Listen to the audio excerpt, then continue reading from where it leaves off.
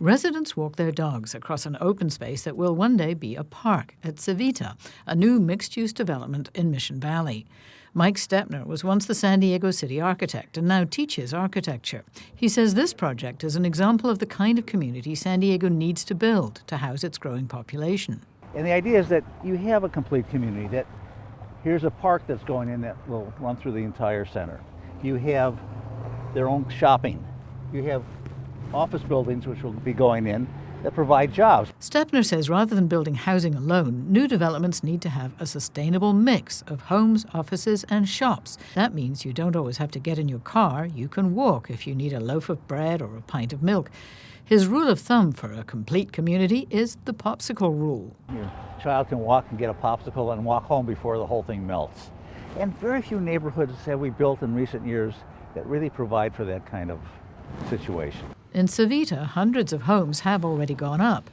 The developer, Sudbury Properties, plans to build a multi-story block here with housing above and shops, brew pubs and restaurants at street level. Well, what's going to happen over here will be retail. Retail that will begin to serve all the residents that live in this area. Stepner says this kind of mixed use is the way to make density more desirable. I think you can build higher density housing. It has to be done right. But mixed-use developments that have been in the planning stages for years in North County are now running into problems. This is Creekside, part of a larger mixed-use project in San Marcos.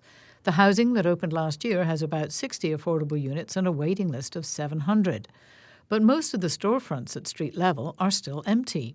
Mayor Jim Desmond says the city is rethinking the project. Well, that was the intent, is really to make this a walkable community to where you didn't have to get into your car to go get a gallon of milk or to go to the dry cleaners or to a baker or something like that. That was the full intent. It was going to be retail on the first floors, maybe professional offices on the next floors, and then a residential up above. We actually had plans up to 7 stories, but it hasn't really worked. And we may still have retail on the corners now as opposed to the whole frontage strip. The retail stores, the mom and pop shops, are struggling now primarily because of the online sales.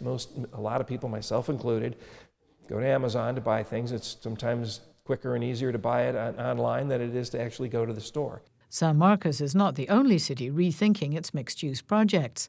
Vista's Paseo Point opened last year with nearly 70 affordable housing units, but available for lease signs are still plastered on the windows of all the shop fronts below.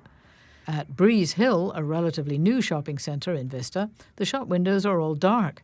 The city has granted the developer a permit to knock it down and build 80 housing units instead. There's another reason this trend is important. San Marcos Mayor Jim Desmond says cities cannot pay for essential services on property taxes alone. Property taxes don't even pay for police and fire. Sales tax is king. That's where we get most of our dollars to pay for the general fund. Desmond says Proposition 13 in the 1970s put a limit on how fast property taxes could rise. Now, he says, cities have come to rely more and more on building new shops and retail to generate the sales tax they need to balance their budgets. We saw in the last decade or two, all the big boxes, we were all clamoring to get sales tax dollars to help offset some of our costs. Now, even some of the big box stores are closing as online shopping takes over. And the projected revenue from the retail in new mixed-use developments has not materialized as expected.